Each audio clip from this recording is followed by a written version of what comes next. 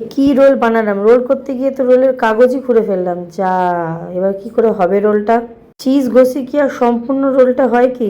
চলো দেখা যাক হয় কি না। Everyone, welcome back to my another blog. So আজকে তোমাদের সাথে শেয়ার করব দারুণ একটা জিনিস, সেটা হচ্ছে চিকেন চিজ রোল। তো আজকের ফার্স্ট টাইম বানাবো, তো চলো সেটা তোমাদের সাথে শেয়ার করি। আমি কিছুটা সব কিছু কাজ আমি এগিয়ে নিয়েছি। যেমন হচ্ছে এটা হচ্ছে চিকেনটাকে আমি ম্যারিনেট করেছি হচ্ছে জিরে ধনে একটুখানি দিয়েছি হচ্ছে একটুখানি চিকেন মশলা, এর মধ্যে দিয়েছি নুন, দিয়েছি তেল, দিয়েছি, এটাকে ম্যারিনেট করে রেখে দিয়েছি। এখানে আমি পেঁয়াজ কেটে রেখে দিয়েছি, আর এখানে নিয়েছি হচ্ছে ক্যাপসিকাম।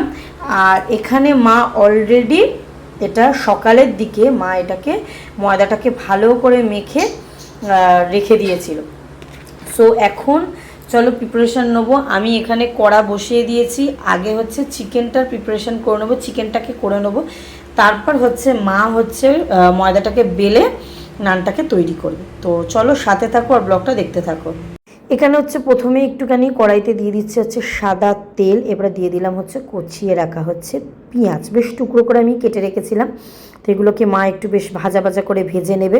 তারপর যেটা করেছিলাম, গোটা রসুনকে না আমি একটুখানি জাস্ট একটু মাছ করে, মানে থেতো করে যেটা বলে একদম নোড়া দিয়ে, বাঙালি একদম পাতি ভাষায় সেটাকে দিয়ে বেশ নাড়াচাড়া করে ম্যারিনেট করা চিকেনগুলোকে আমি দিয়ে দিয়েছি। এই চিকেনগুলোকে দিয়ে দেওয়ার পর ক্যাপসিকামগুলোকে দিয়ে বেশ ভালো করে আমি নাড়াচাড়া করে নিয়ে এর মধ্যে দিয়ে দেবো হচ্ছে নুন। এই নুনটাকে দিয়ে বেশ ভালো করে দেখো নাড়াচাড়া করে একদম চিকেনের মধ্যে অনেকটাই কিন্তু জল বেরাবে, আর আমি একটু সামান্য একটু জল পরে দেবো। রুষা রুবেল খাবে সেই জন্য খুব একটা ঝাল দিইনি। এখানে দিয়েছি হচ্ছে গোলমরিচের গুঁড়ো।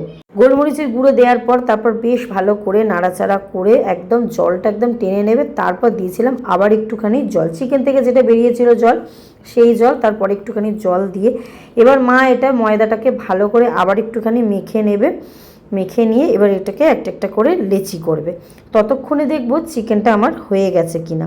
চলো দেখে নেওয়া যাক। চিকেনটা আমার একদমই হয়ে গেছে, পুরটা বলতে গেলে একদমই রেডি।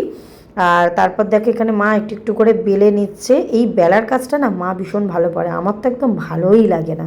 তারপর এখানে মা ভালো করে বেলে নিচ্ছে এপিটোপিট পর, তারপর এপিটোপিট করে নেওয়ার পর এই যে সেঁকে নেবে। সেঁকে নেওয়ার পর তারপর কিন্তু তেল দিয়ে পরোটাগুলোকে বেশ ভালো করে মচমচে করে রেডি করে নেবে।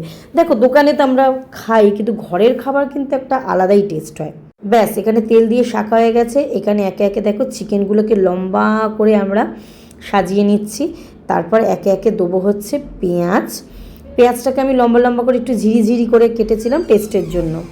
তারপর যেটা আমি দিয়েছিলাম সেটা হচ্ছে টমেটো সস দিয়েছিলাম, তোমরা চাইলে চিলি সসও ইউজ করতে পারো, যে যেরকম ভালোবাসো। তারপর দিয়েছিলাম হচ্ছে একটুখানি মেয়োনিজ।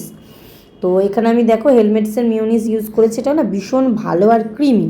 তারপর দিয়েছিলাম হচ্ছে চিজ। ব্যাস এই চিজটাই কিন্তু পুরো গেম চেঞ্জ করে দেবে কিন্তু এই খাবারটার। যা টেস্ট হয়েছিল কি আর বলো, মানে এডিটিং করছে আর আমার এখানে খিদে পেয়ে গেছে। তারপর হচ্ছে দিয়ে দিলাম একটুখানি লেবুর রস।